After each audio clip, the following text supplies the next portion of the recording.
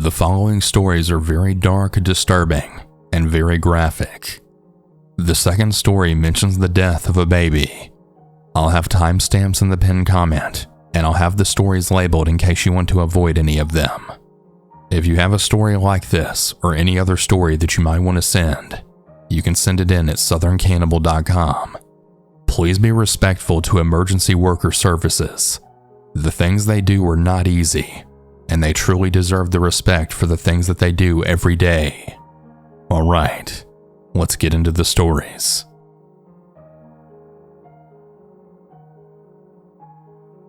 My name is Madi. I've been an EMT for a little over 2 years now. This story I'm about to share is one of the saddest ones I've ever had. Warning, it can be graphic, so if you have a sensitive stomach, feel free to skip. I was working out of our base station with two great paramedic friends of mine. We got toned out for a cardiac arrest of a 27-year-old female. We arrive on scene, and we see that the fire department and police department are standing around and not really doing much. My partners and I step on scene, and they inform us that it's a DOA. If you guys don't know what that means, it stands for Dead on Arrival. The police department informs us that the young woman upstairs is against the wall. We go upstairs and we notice that there's a young woman face down and naked and covered in kitty litter. While my partner Tim was setting up the monitor to see if there was any cardiac activity, I noticed that there was already lividity appearing on her feet and hands. I told Tim that it was pointless to use the monitor. He told me he didn't have any activity anyway. After a while of searching around for a cause of death and looking for medications or really anything of that nature, Tim had brought the mother upstairs to see her daughter. My heart shattered as she saw her little girl just laying there dead. She burst into tears and she could barely speak. She told everyone upstairs with her that she could use a hug, which included myself and the firefighters that were just standing there. I saw that the firefighters were just standing around. I rolled my eyes at them, and I handed one of them the post-mortem bag. Then I gave the mom a hug. She cried on my shoulder and squeezed me so tight, but that didn't matter. I let her cry on my shoulder for as long as she needed to. I pulled her aside afterwards, and I told her just how sorry I was for her loss.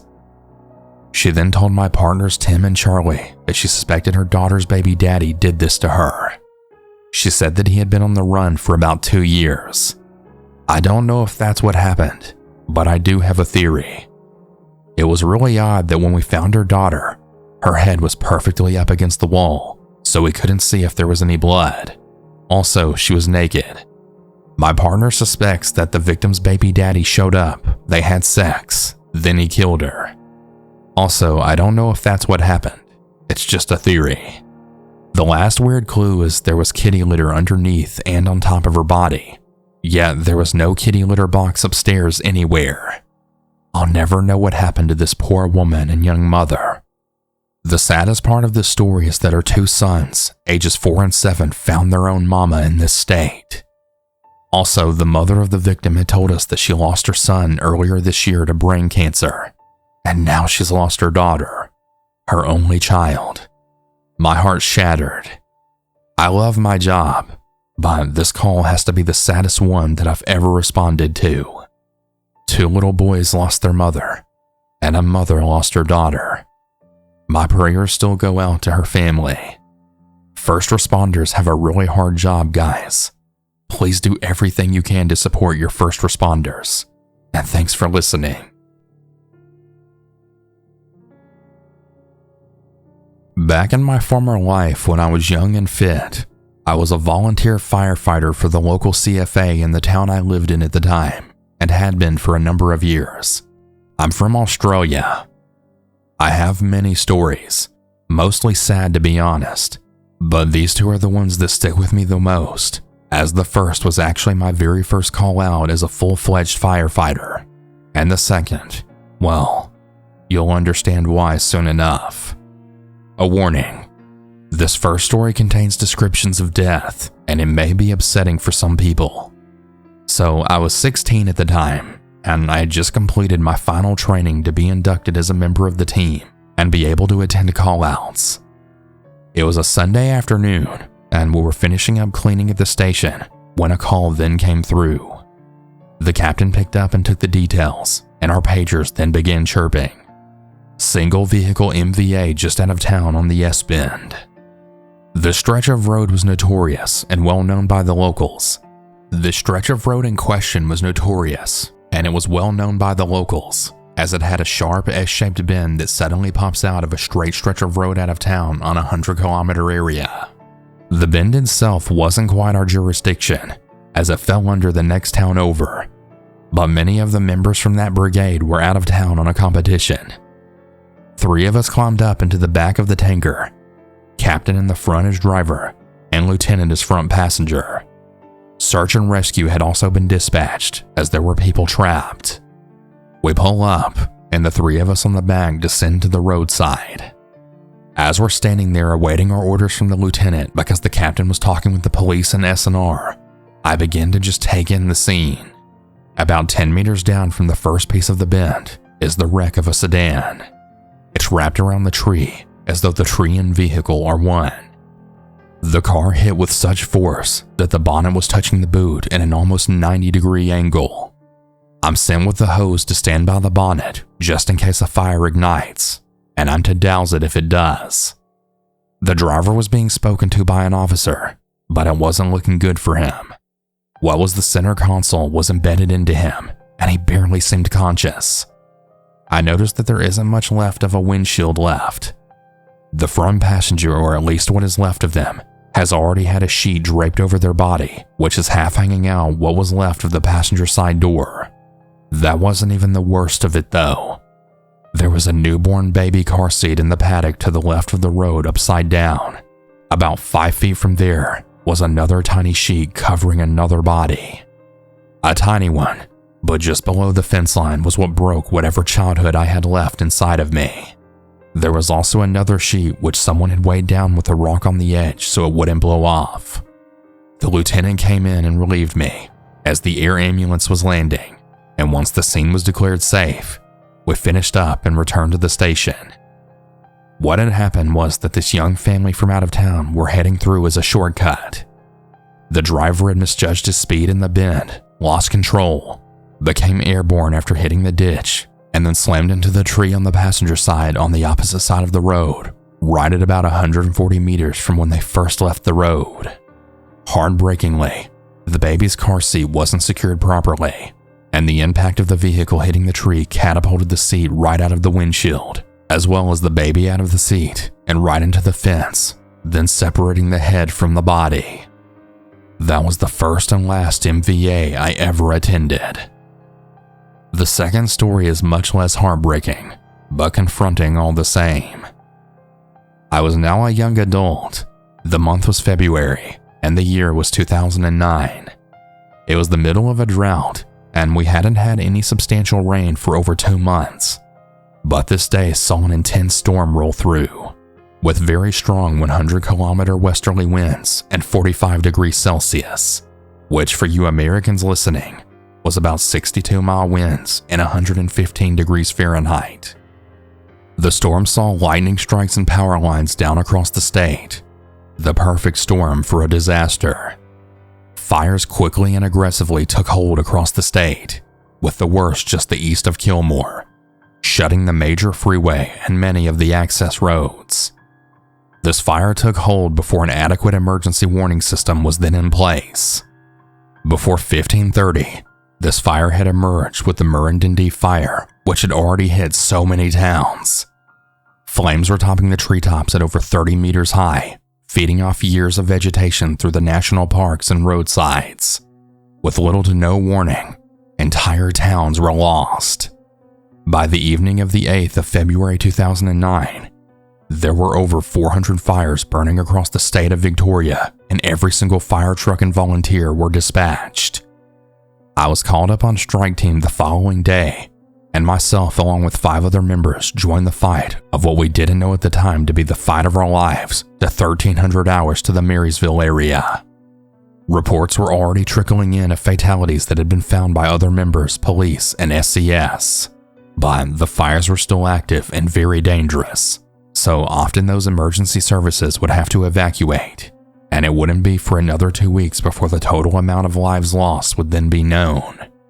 That number was 173 people in one day, most from the towns that I previously mentioned, who had no warning and no way out. Over 400 were injured.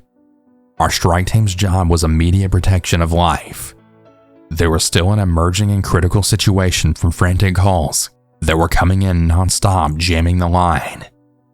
The situation was so precarious that the local ABC emergency radio was the only way for people to get a call out for emergency assistance. My crew, along with several others, were sent to protect a local community who had all hunkered down on the local footy oval with the fire bearing down on them from all sides, driven by the ferocious winds and a literal firestorm created kilometers ahead of the main fire by the fire itself. Not knowing the area and relying on hard copy maps, as back then GPS wasn't even yet standard, and radio reports our crew found themselves in a gully ahead of the fire front with the other crews dotted around the oval in a similar circumstance. It went unsaid, but we were all willing to risk everything to save the people of that town. Some were entire generations of families huddled on a footy oval with no way out and no water. The radio sprung to life as the middle of the day turned into pitch black darkness, and we then heard, "Mayday, Mayday, Mayday!" And it came in dauntingly clear. It happened faster than the rest of the emergency broadcast could get out. Suddenly, the firefighter sat next to me is now screaming, "Burn over! Mayday, burn over! Take cover and get down!" And then drags me down as low as the three of us could get, and the sprinklers on the trunk are pumping water that I'm sure is evaporating quicker than it could cover us. There's a deafening roar. Imagine you're set right behind a fighter jet just as it comes to life. That's the type of loud roar and sizzling that I was sure was going to blow out my eardrums. The truck is rocking chaotically. Random bangs are going off around us, and the air's so thick I couldn't take a breath without choking, and it was hot, like as though we had been thrown right into a volcano hot. I can't even find the right words to describe the situation. While the driver and team leader took the shelter in the cab, the three of us huddled under woolen blankets with anything exposed burning, while the front bore down on us, determined to eat everything in its path.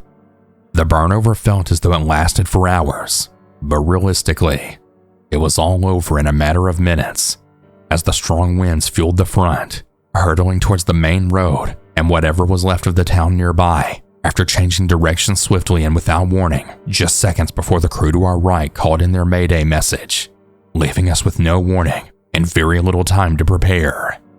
Once the front had passed, I realized that Alex, the firefighter that had been seated to the left of me, was now screaming. His hands inside of his face were badly burnt from struggling to hold down the blanket. The radio was fried, but fortunately, help was already on the way as the last Mayday message had been confirmed.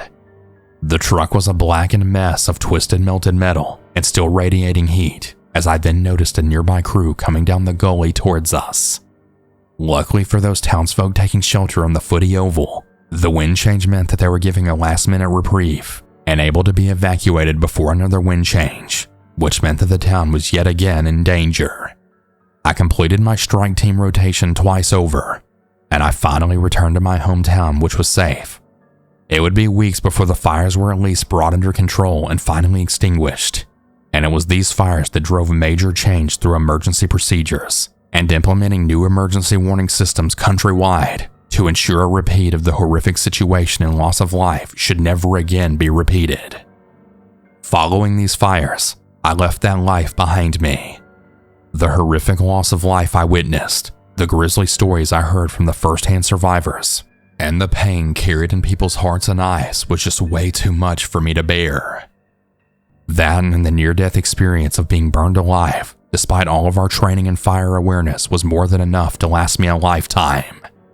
Counseling was made available, though sadly, the stigma and toxic masculinity drove people to find solace through other means.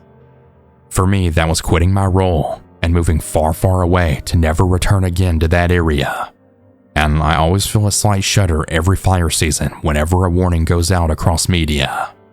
So I guess the takeaway from my stories is to slow down and make sure everyone is buckled up correctly. You're better off arriving late than ending up dead. And when traveling through fire-prone areas during our fire season, be sure to always carry spare water and a fire blanket. If you don't have one, a pure woolen blanket is ideal, and always, always listen to warnings. Thank you all for taking the time to listen. My first month as an EMT basic, we had the biggest car pileup in our county. It was a pretty big wreck involving semis and multiple cars. I come up to two semis that appear to have rear-ended each other when I notice there's blood coming from between the two semis. We start peeling it apart and we realize there's one of those smart cars in there. When they finally get it apart, we realize there was a human in there. It was a woman. And we know this because in the mush that were her remains, there was a bra. That's my first one. This is my next one. My first traumatic arrest was an 18-year-old boy. We arrive on scene, and the fire department says they heard him take a breath. We gotta work him, so they begin extricating him from the truck. There's an old man there, and he tells me how he was just behind him when the kid turned and got T-boned by a semi. I thank him, and I tell him I'm about to do my best. When we pull the kid out of the truck, I then heard a scream from behind me. The police and fire department had led his family onto the accident scene, and his mother and sister then saw him as we're now pulling his partially crushed body out of his truck. We work him, and I do my best. I do everything right and everything I could. But the kid didn't make it. After we get him to the ER, I go back out to the rig and sit on the back bumper. I needed to clear my head and clean the ambulance. The old man from the scene walks up to me and then thanks me for trying to save his son. Yeah, this job fucking sucks.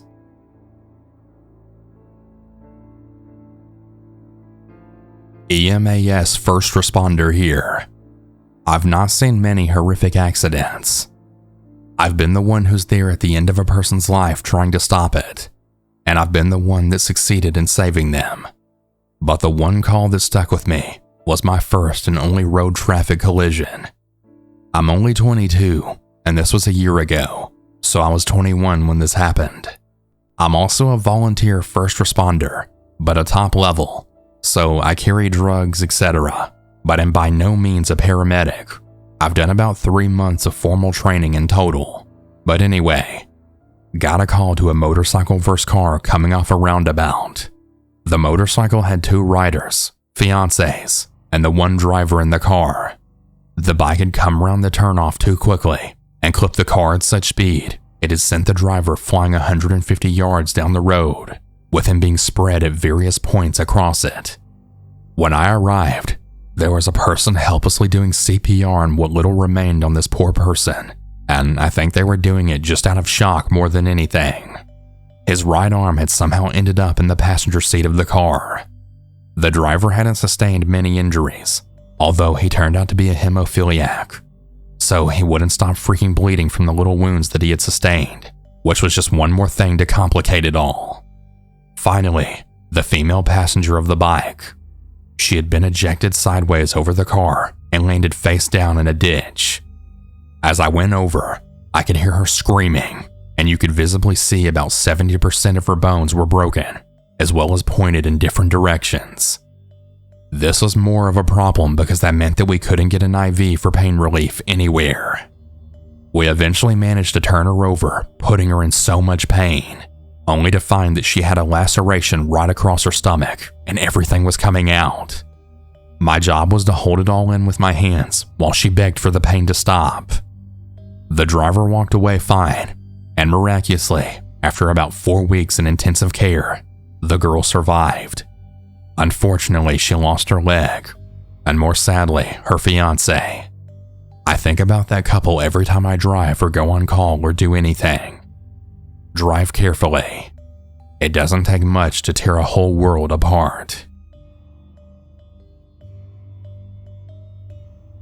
Hey everyone, I hope you all enjoyed these stories.